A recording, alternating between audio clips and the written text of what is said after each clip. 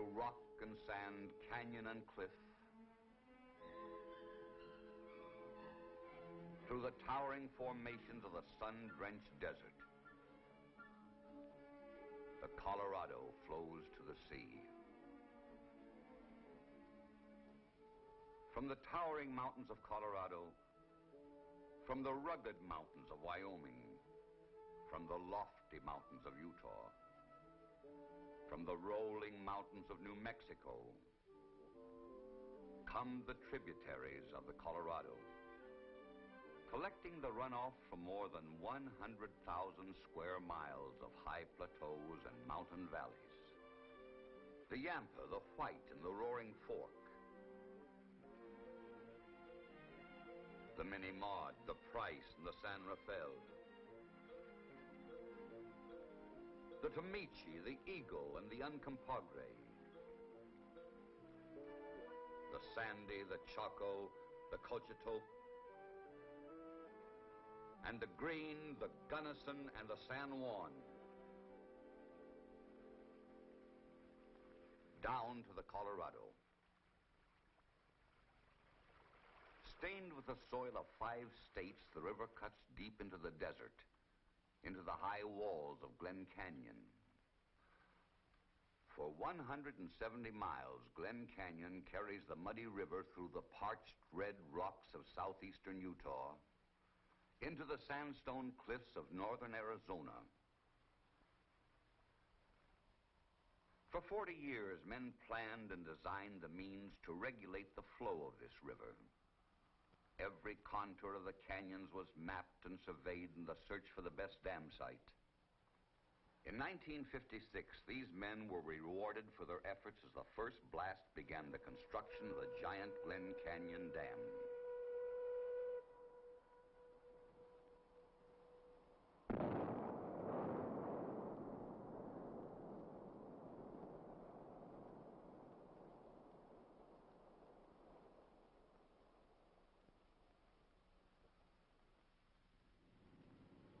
Bordering on the vast space of the Navajo Reservation, the dam site soon became the objective of a slowly growing army of construction experts. And the machines of heavy construction brought new sounds to this land of the Navajo.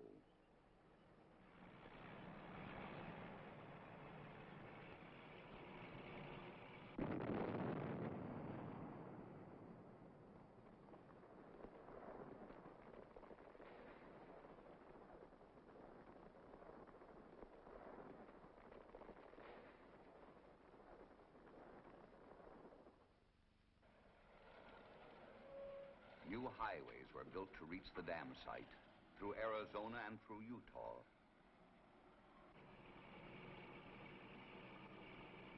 New highways through 2 states, each ending at the rim of Glen Canyon, Glen Canyon Dam. A huge construction project, bisected by a 700-foot deep canyon and no way to cross. The only answer was a bridge.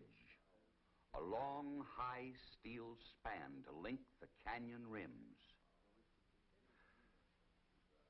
Construction of the bridge was soon underway.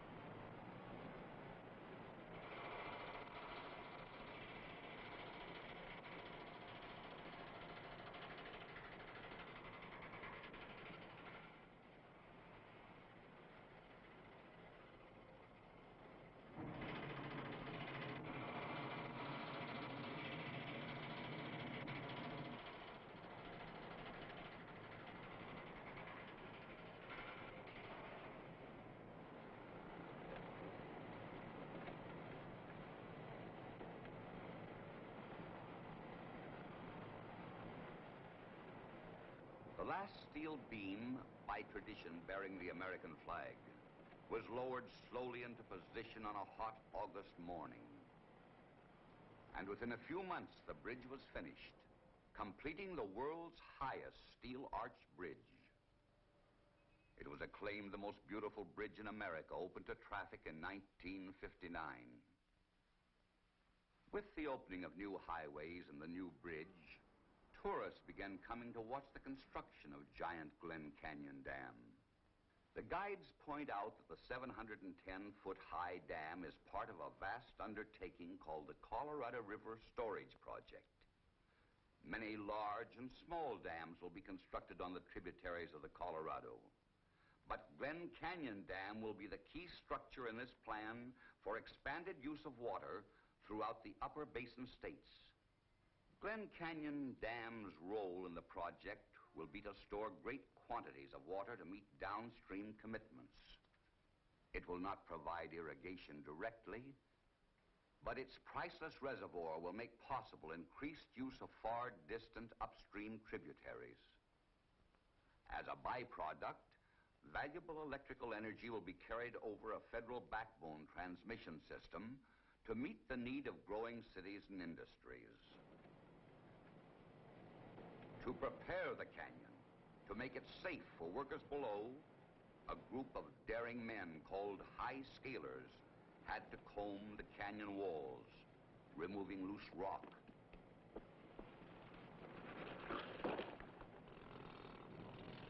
Drilling, trusting to a slender line hanging from the canyon rim far above.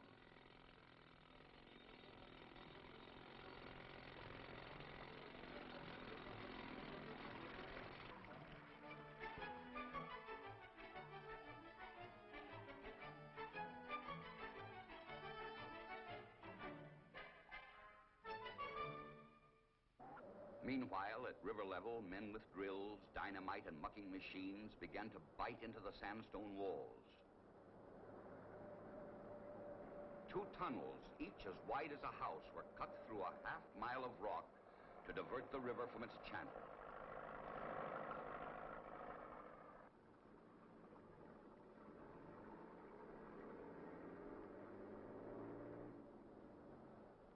In February cold, when the distant mountains slept under a blanket of winter snow, the low flows of the muddy Colorado slipped by the dam site. This was the time to close the cofferdam and to move the river from its bed. Angrily, the water fought to remain, pounding, digging, driving the boulders before it. But eventually, the truckloads of broken rock closed the gap, and the water began moving through the giant diversion tunnels. The Colorado River felt the reins of man's control. Soon the warm spring winds shrank the distant snowbanks, and the new tunnels felt the full fury of the raging river.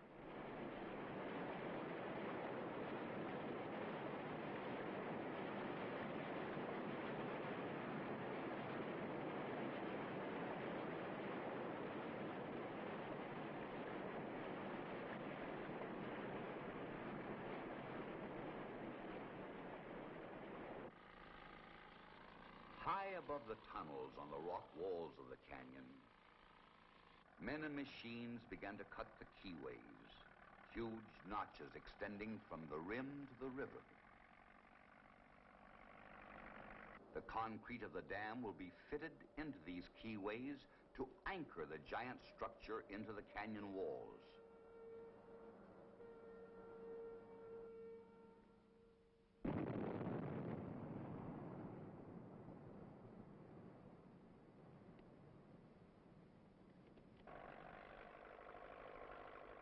With the river bypassed and the keyways cut to the canyon floor, power shovels and drag lines began to clear the sand, mud, and gravel from the old riverbed. The men of Glen Canyon prepared for their 4th year of building the dam. Remove the rock, remove the sand, remove the gravel laid down in the ages before man. Get down to the bedrock and wash it clean. 137 feet below the river, the sandstone was laid bare to the sun, ready to receive the massive concrete of Glen Canyon Dam.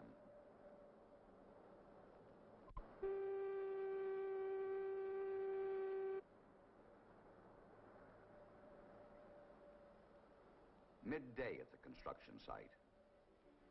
At the cofferdams, in the foundation area and on the canyon rims, a stillness falls as the men rest and prepare for the task ahead.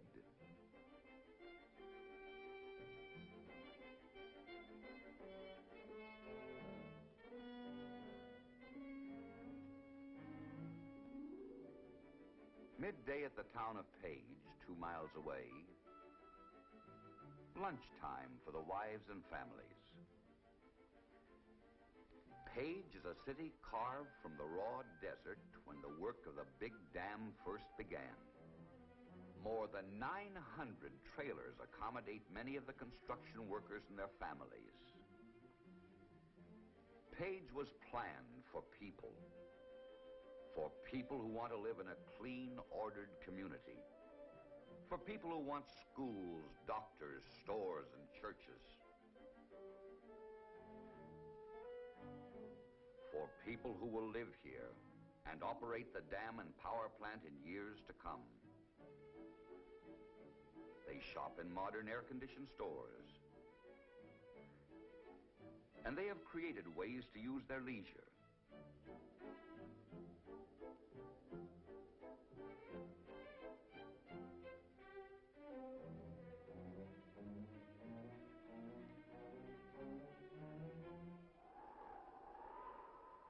A land of free-flowing wind, of the blackbrush, the sagebrush, and the dryland grass.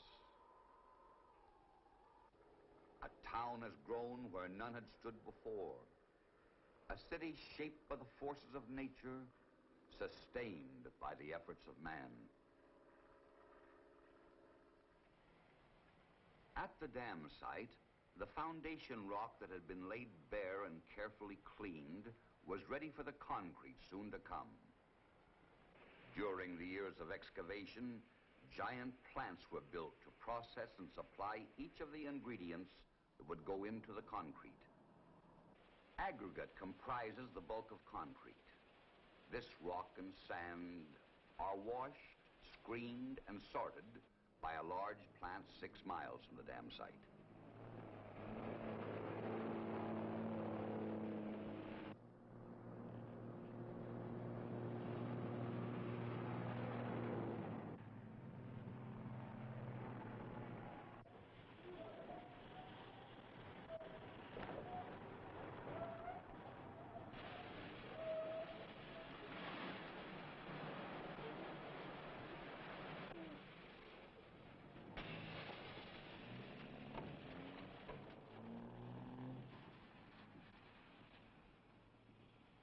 The aggregate is stored on the rim of Glen Canyon to await delivery by underground conveyor belt to the mixing plant.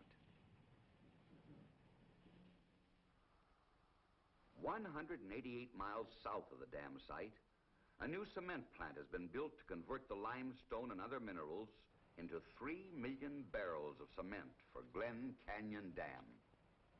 A truck loads and leaves this plant approximately every 40 minutes, day and night.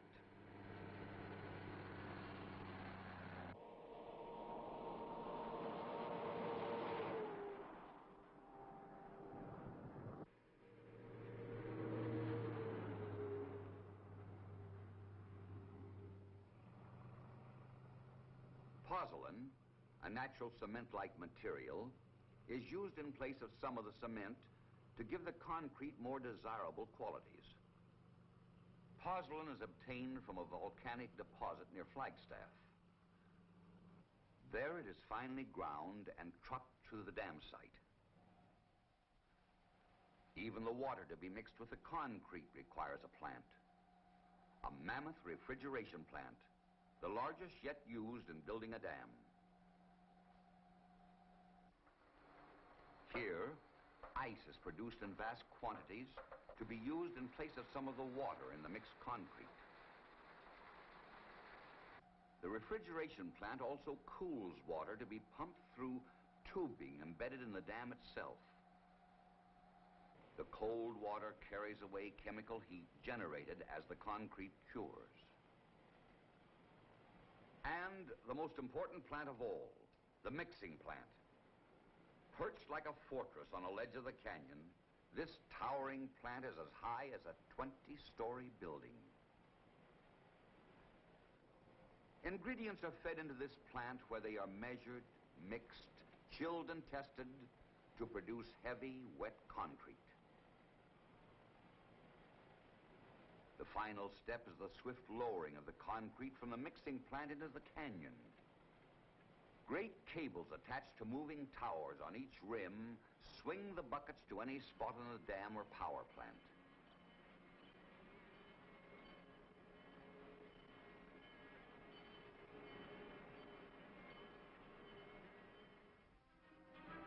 On June 17th, 1960, everything lay in readiness for the first bucket of concrete.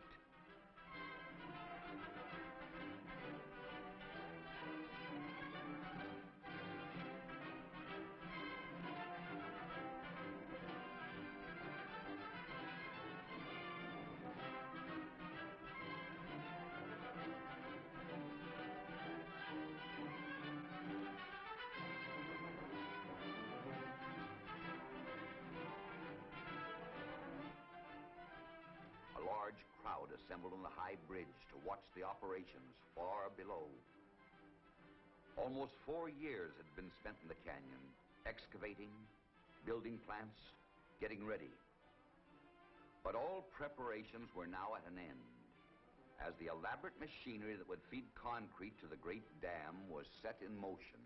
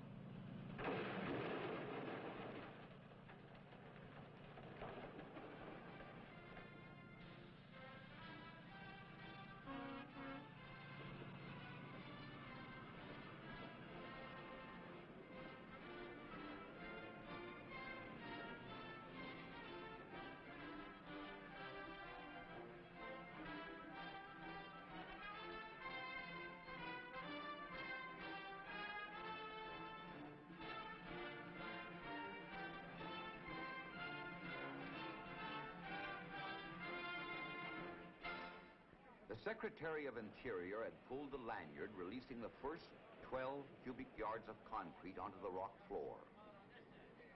The first bucket, first of over 400,000 to be mixed in the noisy clatter of the concrete plant and sent sailing to the white barrier below.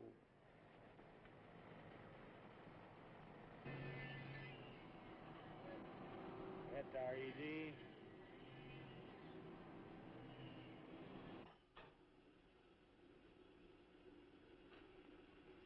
Still RED. Right. Hey, what's another half a bucket down the river, Bob?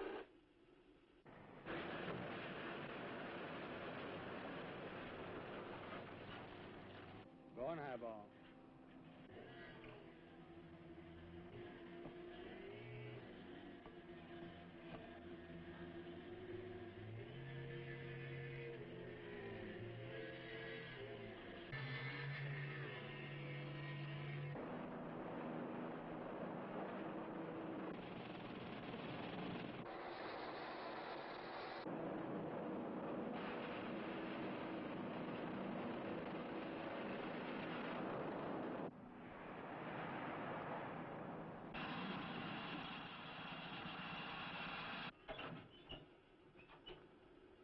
Hold your travel.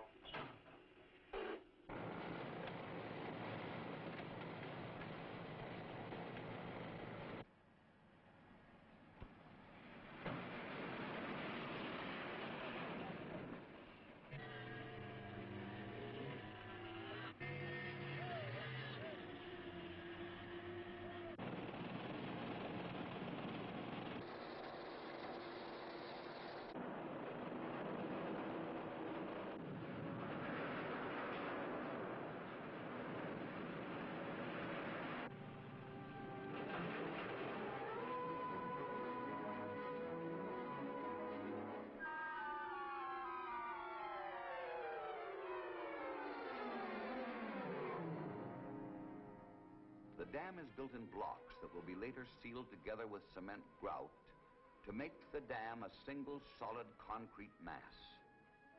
The biggest individual blocks are 70 feet wide and 220 feet long. From the canyon rim, the scene appears to have little activity. An army of workmen virtually hidden in the Great Canyon.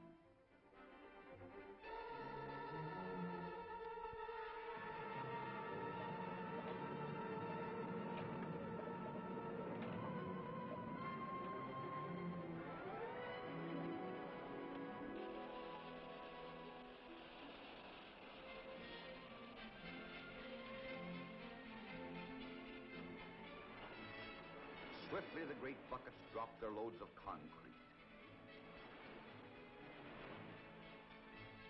And slowly, the massive dam rises skyward.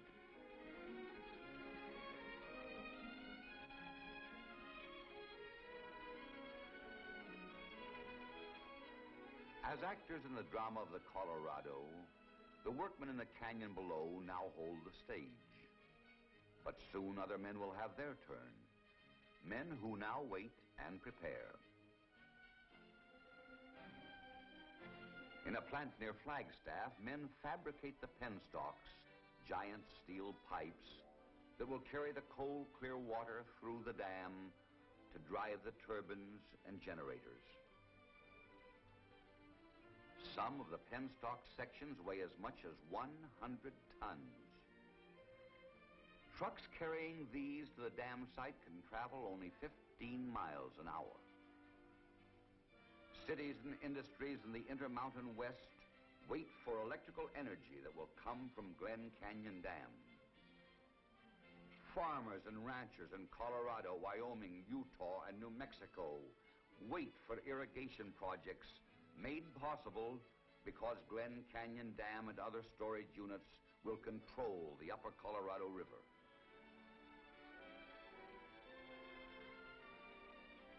And in scenic Glen Canyon, National Park Service rangers prepare for the influx of visitors who will boat, fish, and swim in the blue waters behind the dam.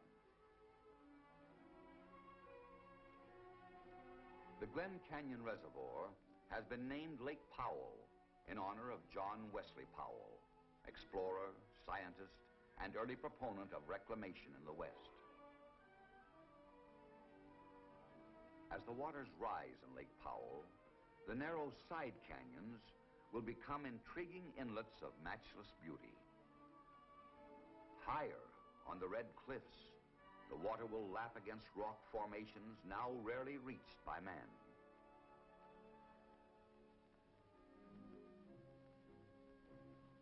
A new hour has come for Glen Canyon, for the Colorado River, and for the people who look to the river for the benefits it can bring. The harsh sounds of drag lines and power shovels have echoed through the desert canyon, but they are heard no more. Now the roar of concrete mixers, sandblasters, and pumps fill the air. But these too will shortly be gone. Soon the hum of generators will replace the sounds of construction in the deep gorge. And Glen Canyon Dam will endure, an important and noble venture for tomorrow.